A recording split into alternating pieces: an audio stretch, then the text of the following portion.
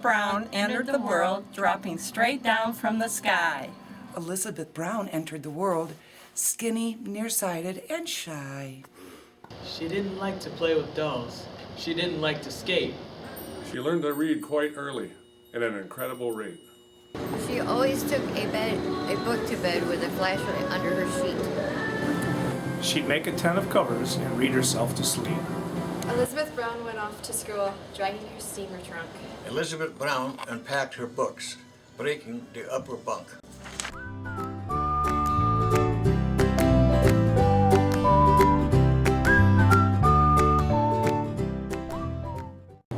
She sat in her classes And doodled on a pad.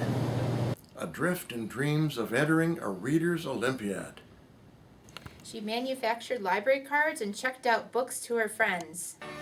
Then shocked them with their midnight raids to collect the books again. Elizabeth Brown preferred a book to going on a date. While friends went out and danced till dawn, she stayed up reading late.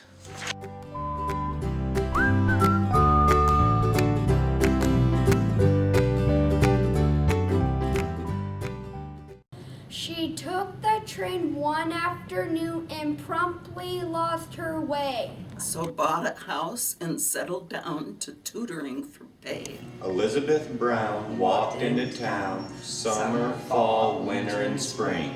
Elizabeth Brown walked into town looking for only one thing. She didn't want potato chips and she didn't want new clothes. She went straight to the bookstore. May I have one of those?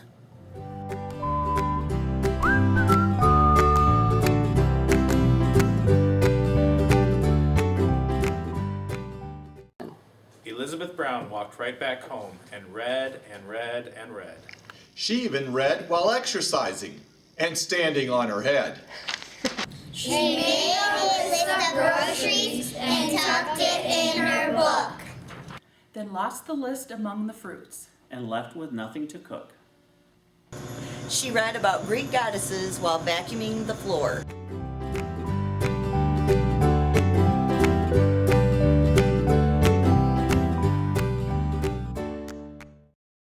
Attending only to her book, she'd walk right out the door. Books were piled on top of chairs and spread across the floor. Her shelves began to fall apart as she read more and more. Big books made very solid stacks on which teacups could rest. Small books became the building blocks for busy little guests. When volumes climbed the parlor walls and blocked the big front door. She had to face the awful fact. She could not have one more.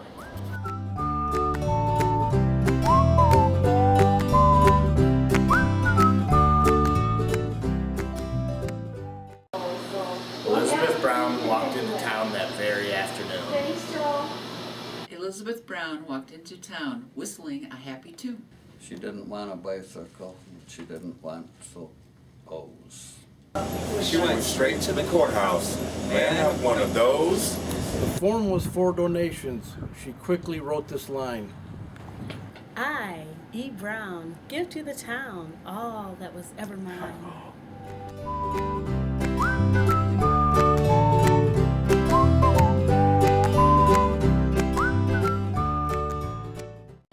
Elizabeth Brown moved in with a friend and lived to a ripe old age. They walked to the library day after day. And turned a page. After page? After page.